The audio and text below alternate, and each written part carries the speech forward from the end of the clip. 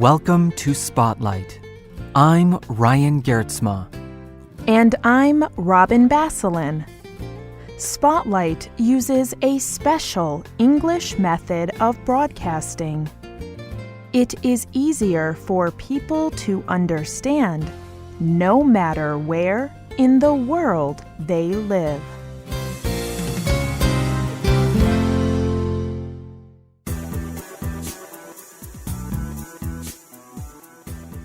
Imagine a major world leader, like a president or prime minister. How do you think they live? Do you imagine they live in a large and costly home? Do they travel in big black cars with many security guards?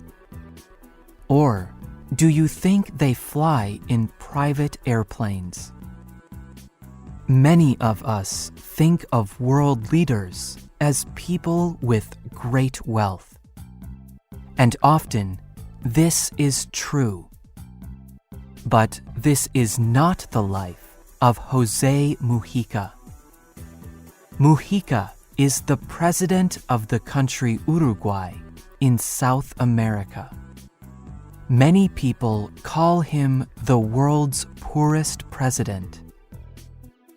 Today's spotlight is on President José Mujica and his example of a different kind of world leader.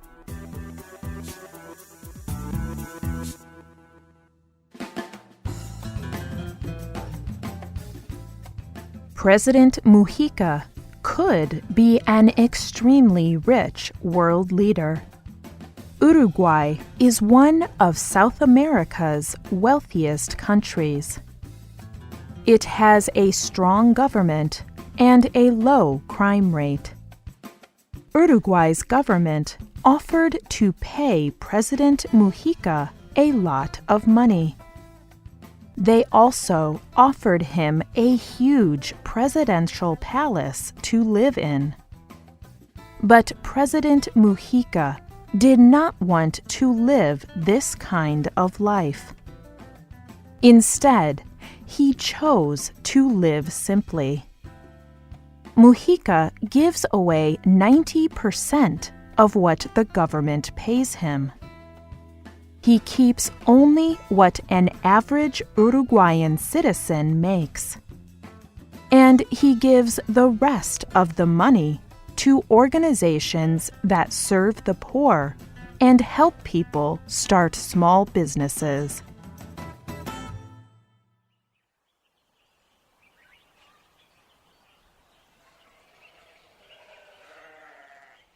Mujica lives on a small farm near Uruguay's capital city.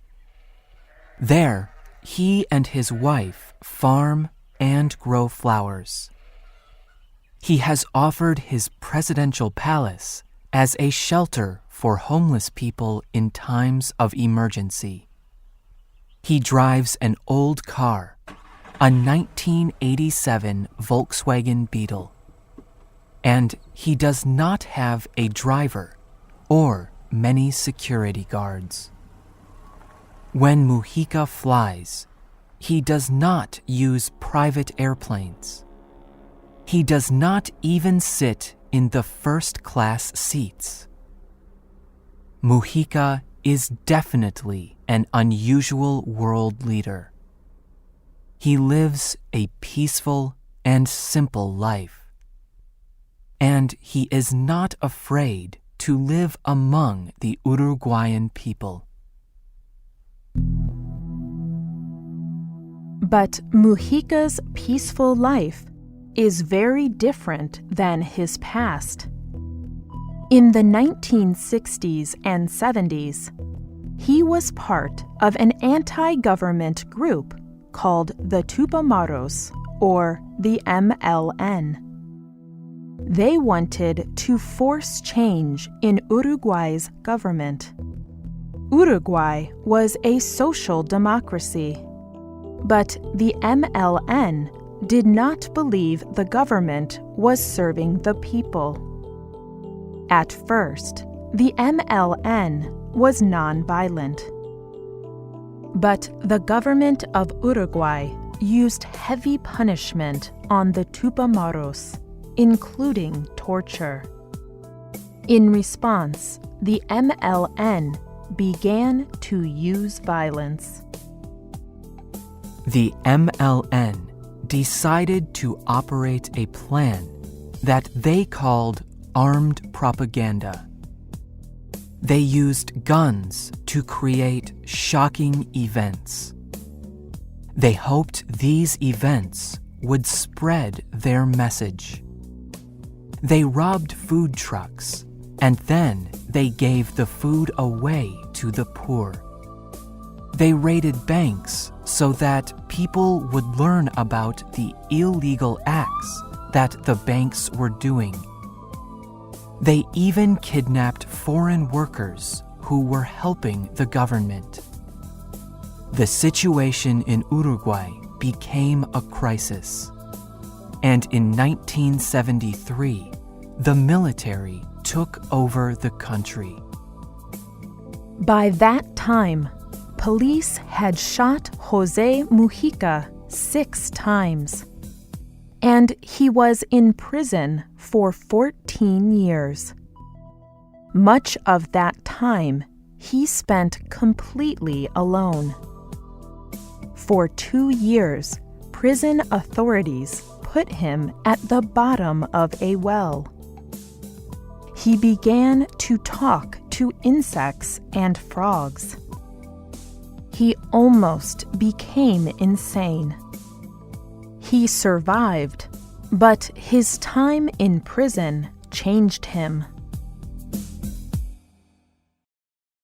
In 1985, Uruguay's military rule ended.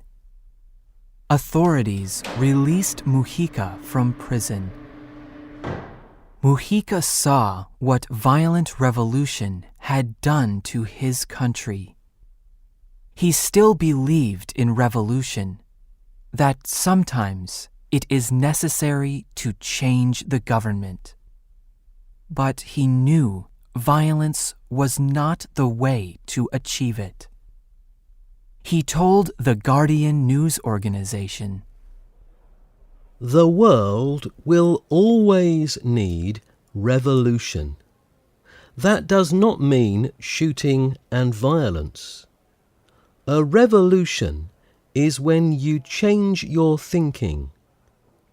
Ancient Chinese thought and Christianity were both revolutionary."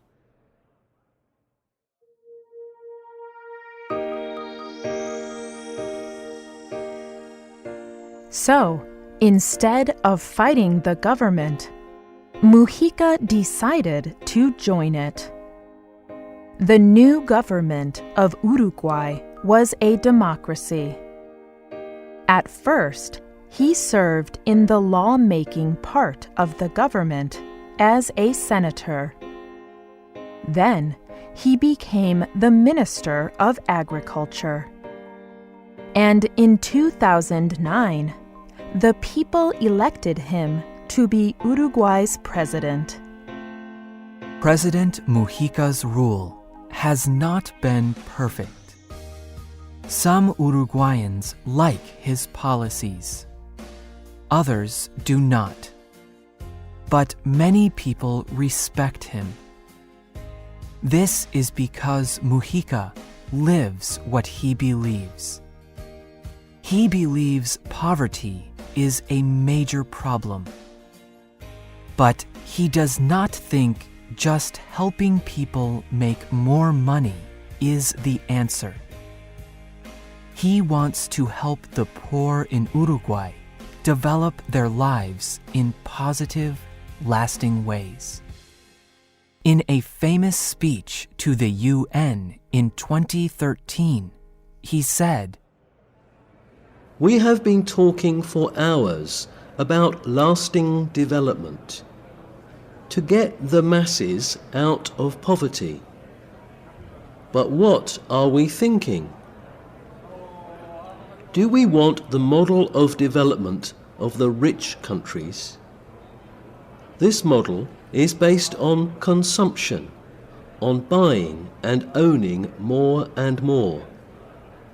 Does this planet have enough resources so that 7 or 8 billion people can have the same level of consumption and waste that rich countries do? It is this level of hyperconsumption that is harming our planet. President Mujica told the UN that global culture presents a lie to people. He said that the average person in modern cities lives his life between banks and offices. He said this person dreams of holidays, of being able to pay his bills, and of freedom. But President Mujica told the UN that this kind of life, this model of development, is not the answer.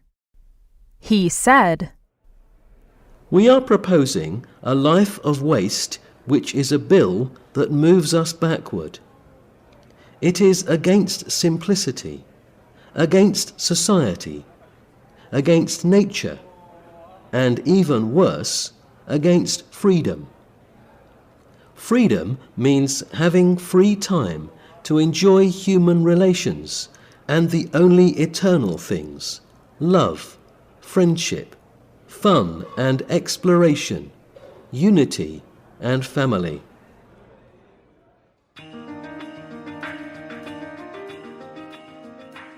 President Mujica's simple life is a living example of his political message. But he does not like to be called the world's poorest president, because he does not think he is poor at all. He told Al Jazeera, "Poor are the people who describe me as poor. My idea of poor is people who need too much, because those who need too much are never satisfied." President Mujica may not have private airplanes or costly homes, but even without these things, he is rich.